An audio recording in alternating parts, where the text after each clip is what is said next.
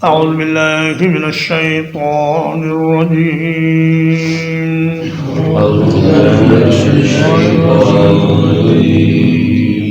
ولولا إذ دخلت جنتك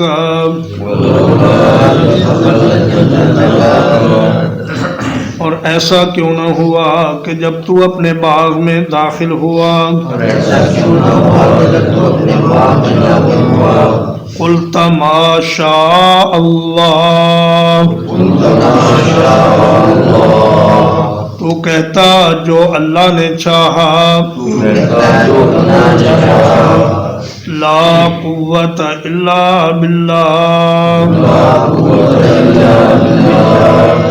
نہیں ہے کوئی طاقت سوائے اللہ کی مدد کے ان ترانی اگر تو دیکھتا ہے مجھ کو انا اقل منک کہ میں تجھ سے کمتر ہوں مالا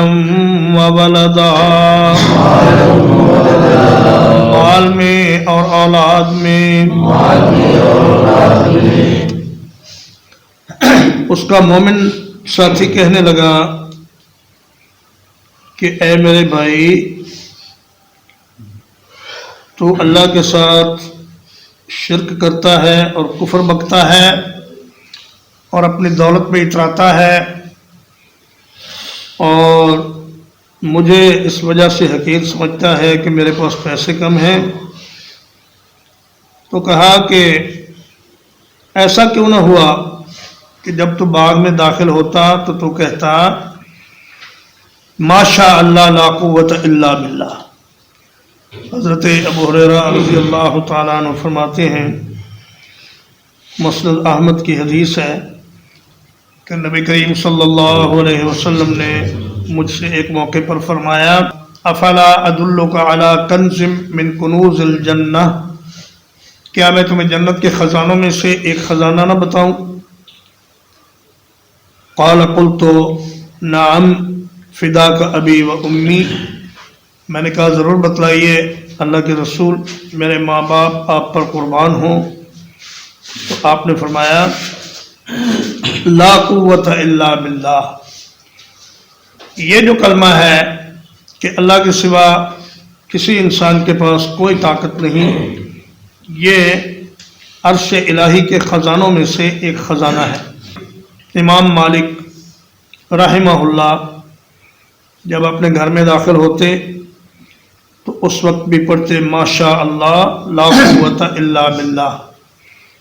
اگر انسان اپنے مال کو اور اپنی اولاد کو اور اپنی پسندیدہ چیزوں کو دیکھ کر یہ کلمہ کہہ لے ماشاء اللہ لا قوت الا باللہ تو اللہ تعالیٰ اس میں برکت عطا فرماتے ہیں۔ باقی جو روایات ہیں کہ لا حول ولا قوت الا باللہ پڑھنے سے نظر بد وغیرہ دور ہو جاتی ہے، تو اس کے لیے کوئی صحیح حدیث موجود نہیں، مگر اس کلمے کی عظمت اور اس کی فضیلت اور اس کی شان اس آیت کریمہ سے ظاہر ہے۔ تو اس مومن بھائی نے کہا کہ دیکھو شکر کرنے سے نعمت بڑھتی ہے اور کفر بکنے سے اللہ تعالیٰ اپنی نعمت انسان سے چھین لیتا ہے۔ فَعَسَى رَبِّي أَن يُؤْتِيَنِي، تو قریب ہے میرا رب یہ کہ مجھے عطا کر دے خیرا من جنتک، تیرے باغ سے بہتر، وَيُرْسِلَ عَلَيْهَا، اور بھیج دے اس پر حسبانا من السماء، کوئی آفت آسمان سے، فَتُصْبِحَ سَعِيدًا زَلَقًا، تو وہ ہو جائے میدان چکنا۔ اس نے کہا دیکھو اللہ کے ہاتھ میں ساری بلائیاں ہیں، تمہاری یہ دولت بھی اگر اللہ چاہے تو تمہارے پاس رہے گی، اور اگر اللہ چاہے تو مجھے اس سے بھی بہتر باغات عطا فرما دے، اور تمہارے باغ پر اللہ کی طرف سے کوئی ایسی مصیبت، ایسا عذاب، ایسا بھبوکا آسمان سے آ پڑے کہ یہ تہس نہس ہو جائے، اور جو کچھ اس میں ہے سب صاف چٹیل میدان بن جائے، اور زلقہ ایسی جگہ جہاں پھسلن ہو، جہاں چکنی مٹی ہو۔ تو مراد یہ ہے کہ تمہارا یہ باغ ایک چٹیل میدان میں تبدیل ہو سکتا ہے اگر تم اللہ کا شکر نہیں کرو گے اور اس کے ساتھ کفر و شرک کرتے رہو گے۔ اور یصبح ماؤها غورا، یا ہو جائے اس کا پانی بہت گہرا، فلن تستطيع له طلبا، کہ تو اس کو تلاش کرنے کی ہرگز طاقت نہ رکھے۔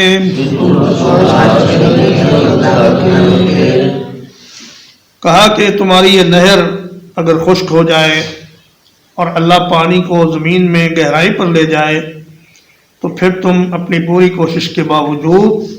یہ پانی حاصل نہیں کر سکو گے۔ اس لیے جتنی بھی نعمت ہے، جتنی بھی تمہاری دولت ہے، یہ سب اللہ کی مہربانی سے ہے، تمہارا اپنا اس میں کوئی کمال نہیں۔ وَأُحِيطَ بِثَمَرِهِ، اور گھیر لیا گیا اس کے پھل کو، فَأَصْبَحَ، تو اس نے صبح کی اس حال میں، يُقَلِّبُ كَفَّيْهِ، کہ وہ اپنے ہاتھ ملتا تھا،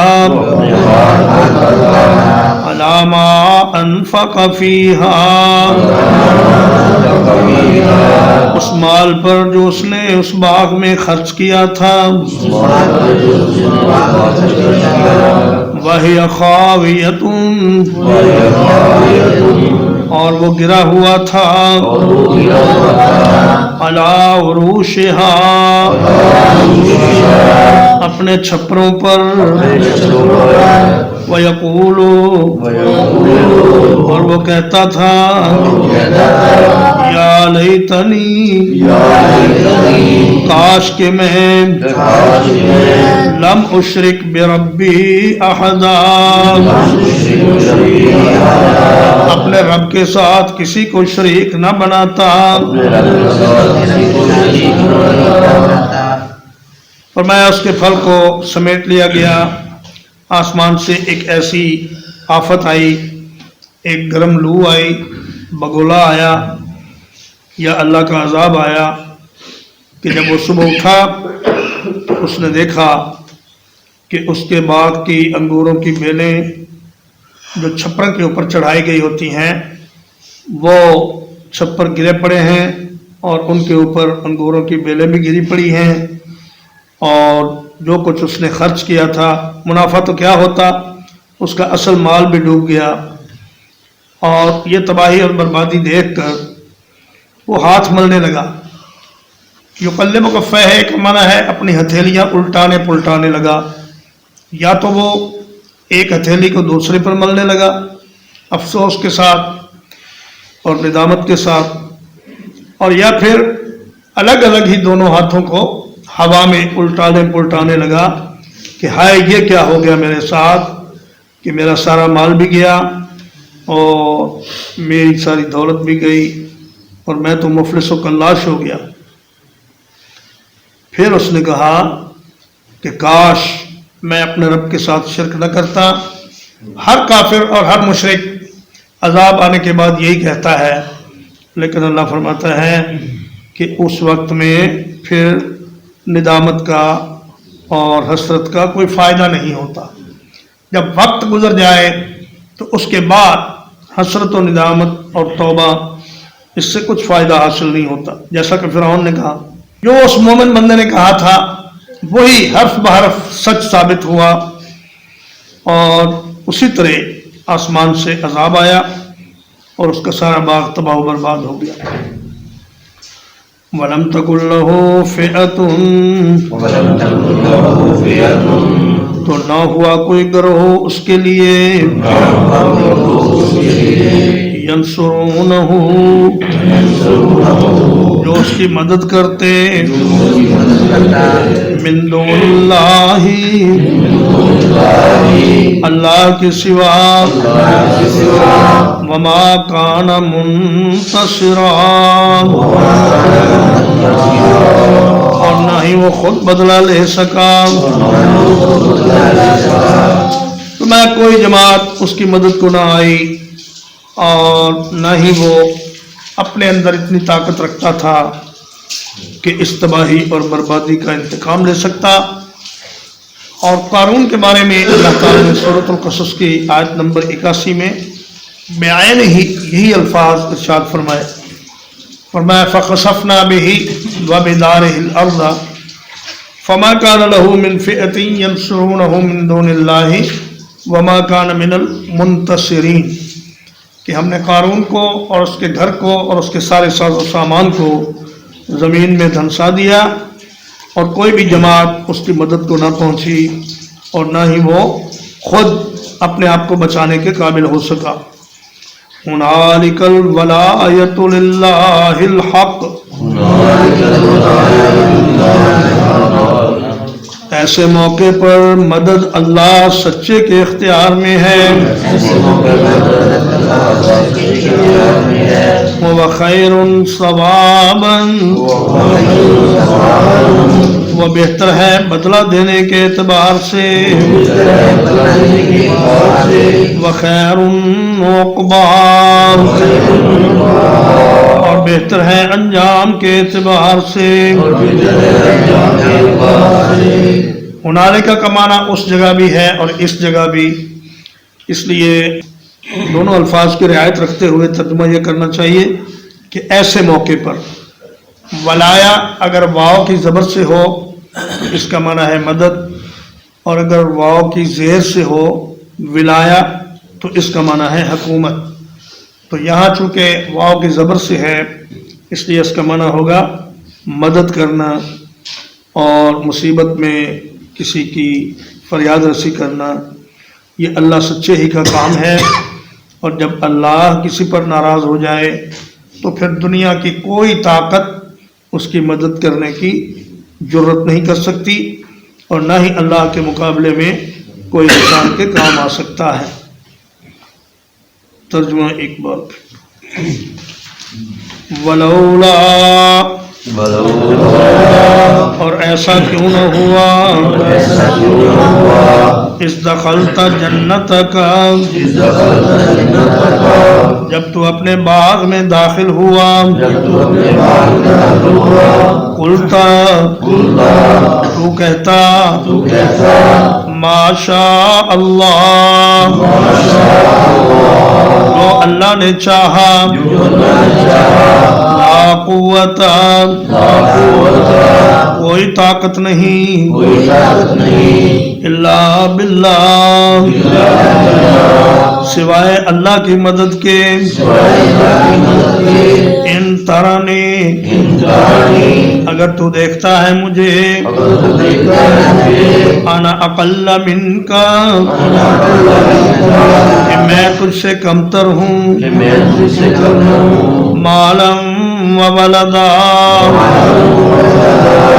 مال میں اور اولاد میں. فعصى ربی تو میرا رب قریب ہے. ان یؤتینی یہ کہ مجھے عطا کر دے. خیرا من جنتک تیرے باغ سے بہتر چیز. ویرسل علیہا اور اس باغ پر بھیج دے. حسبانا من السماء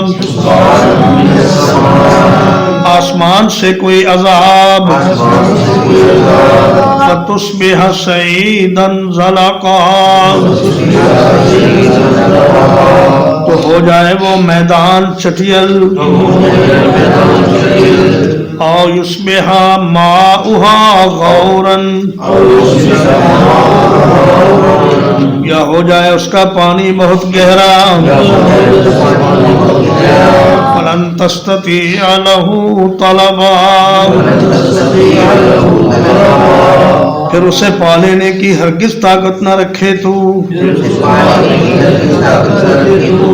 وَأُحِيطَ بِثَمَرِهِ اور اس کا سارا پھل سمیٹ لیا گیا فَأَصْبَحَ تو اس نے صبح کی اس حال میں يُقَلِّبُ كَفَّيْهِ کہ وہ اپنی ہتھیلیاں پلٹاتا تھا عَلَى مَا أَنفَقَ فِيهَا اس مال پر جو اس نے خرچ کیا تھا اس میں وَهِيَ خَاوِيَةٌ اور وہ باغ گرا ہوا تھا عَلَى عُرُوشِهَا اپنی چھتریوں پر وَيَقُولُ اور وہ کہنے لگا یا لیتنی کاش کہ میں لم اشرک بربی احدا